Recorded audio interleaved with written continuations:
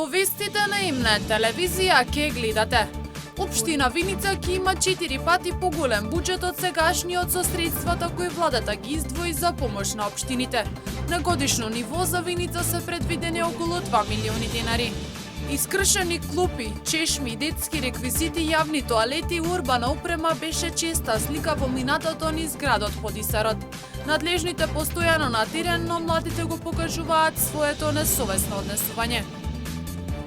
Помалку бракови, повеќе разводи, секој седми брак завршува со развод. Според податоците од Државниот завод за статистика, најголем број на разводи е кај жените, каде бројката изнесува 298 и 281 развод кај мажите што се случиле во истата старосна група од 30 до 34 години. Се е машински, ама нема кој да работи.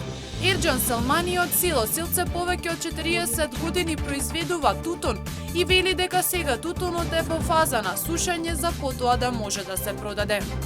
Останете со нас, почнуваме веднаш по рекламите.